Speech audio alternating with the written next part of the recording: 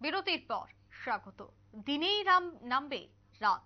এবার সূর্যগ্রহণ হতে চলেছে বিশ্বজুড়ে। তবে দেশে তার প্রভাব পড়বে? ভারতীয় সময়ে কখন দেখা যাবে দীর্ঘতম সূর্যগ্রহণ? সে বিষয়ে বিস্তারিত জানবো। টেলিফোন লাইনে রয়েছে নিউজ ভ্যানগার্ড প্রতিনিধি শতাব্দী দেবনাথ। শতাব্দী, সূর্যগ্রহণের সময় কয়টা, বা ভারতে কোন সময় দেখা যাবে এই দীর্ঘতম সূর্যগ্রহণ? সূর্যগ্রহণ বা সূর্যগ্রহণ প্রত্যেক বছর একটু হলেও এবার যে পূর্ণগ্রাস সূর্যগ্রহণ কিন্তু অত্যন্ত বিরল। আজ এপ্রিল এবং সেই বিরল ঘটনার এবার সাক্ষী হতে চলেছে পৃথিবী। তবে একমাত্র উত্তর আমেরিকা থেকে কিন্তু তারা খালি গ্রাস সূর্যগ্রহণ দেখা যাবে। কিন্তু বলে রাখা ভালো যে এবার দিনের বেলাতেই রাত নামার সম্ভাবনা, কেননা সূর্য একেবারেই থেকে যাবে এবং আজকের দিনটি বিশেষ করে মহাজাগতিক এক বিরল আশ্চর্যের সাক্ষী থাকবে গোটা পৃথিবী। তবে দেখতে পাওয়া যাবে পৃথিবীর নির্দিষ্ট কয়েকটি জায়গা থেকে, এবং আজ যেহেতু সোমবার এই বছরের প্রথম সূর্যগ্রহণ, এবং এই সূর্যগ্রহণ আরো পূর্ণগ্রাস সূর্যগ্রহণ একেবারে সূর্যকে ঢেকে ফেলবে, যার কারণে কিন্তু সূর্য একেবারেই দেখা যাবে না দিনের বেলায়, এবং পৃথিবী আর সূর্যের মাঝখানে চলে আসবে চাঁদ, এবং তখন ঢাকা পড়ে যাবে সূর্য। এবং একই বৈজ্ঞানিক ভাষা, যাকে কিনা বৈজ্ঞানিক ভাষায় তোমার সূর্যগ্রহণ বা সোলার একলিপ্স বলা হয়। তবে সূর্য পৃথিবী এবং যখন চাঁদ একই সরলরেখায় চলে আসে, তখন কিন্তু চাঁদ সম্পূর্ণরূপে ঢেকে দেয় সূর্যকে। আর যেহেতু আজকের এই সূর্যগ্রহণের কথা বলা হচ্ছে, সেক্ষেত্রে বলে রাখি যে রাত 9:12 থেকে সূর্যগ্রহণ শুরু হবে, এবং পূর্ণগ্রাস সূর্যগ্রহণ শুরু হবে রাত 10:08 থেকে। তবে রাত 2:22 গ্রহণ ছাড়বে, এবং ভারতের রাত থাকায় এই গ্রহণ কিন্তু একেবারেই দেখা যাবে না। তবে উত্তর আমেরিকা, মেক্সিকো, কানাডায় 185 কিলোমিটার এলাকা থেকে এই গ্রহণ দেখা যাবে, এবং টেক্সাস, ওকলাহোমা এবং মৌসুরি সহ বেশ কয়েকটি রাজ্যে এবার দেখা যাবে। মোট কথা 18টি রাজ্য থেকে এই গ্রহণ পরিলক্ষিত হবে বলেই খবর রয়েছে। তবে পূর্ণগ্রাস সূর্যগ্রহণ প্রথম দেখা যাবে মেক্সিকোর উপকূলে, এবং যা কিনা তোমার স্থানীয় সময় সকাল 11:07 নাগাদ অন্ধকার নামবে। তবে দুপুর 1:30টায় মেইন আধার চলে আসবে, যাকে মোট 2.5 ঘন্টা ধরে এই গ্রহণ চললেও সম্পূর্ণ অন্ধকার থাকবে মাত্র তোমার 4:27 জন্য। অর্থাৎ এক্ষেত্রে ভারতের কোনো জায়গা থেকেই এই গ্রহণ দেখা যাবে না। ভারতে যেহেতু মধ্যরাত ভারতীয় সময় অনুযায়ী, আর তাই কিন্তু এবার ভারতে পরিলক্ষিত হবে না। তার কার্যত 18টি যে নির্দিষ্ট রাজ্যের কথা বলা হচ্ছে, সেক্ষেত্রে খালি চোখে দেখা যাবে। তবে একে কেন্দ্র করে এই যে 4:27, তা কিন্তু বিশেষজ্ঞদের মতে কিন্তু অত্যন্ত গুরুত্বপূর্ণ সময়।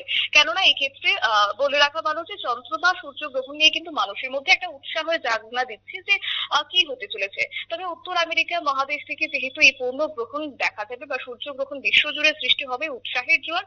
এবং বিজ্ঞানীদের হিসেব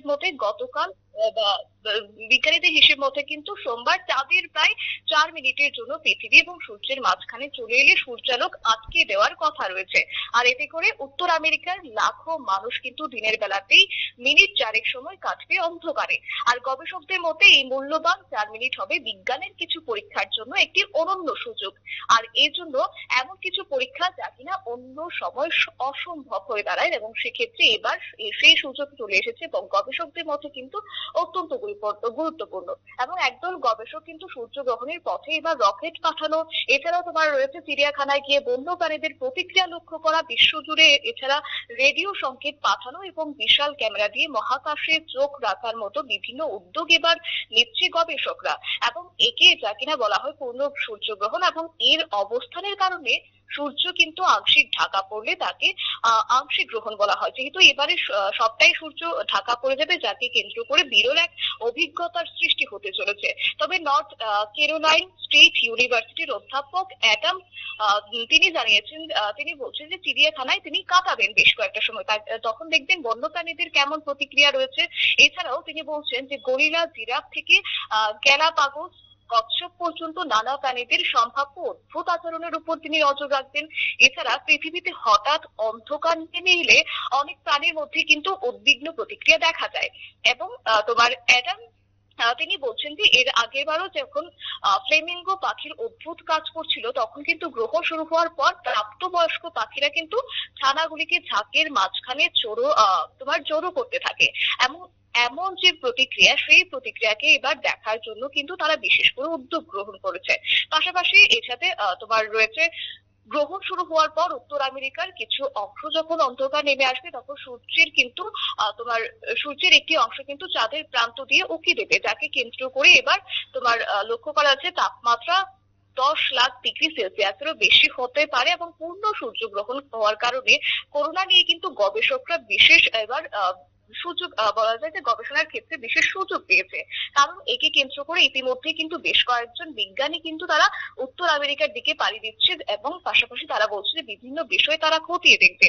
এবং এক্ষেত্রে বিজ্ঞানীরা সূর্যের করোনার দিকে ক্যামেরার তাক করে ছবি তুলতে সক্ষম হবেন বলেও কিন্তু বিজ্ঞানীরা আশাবাদী।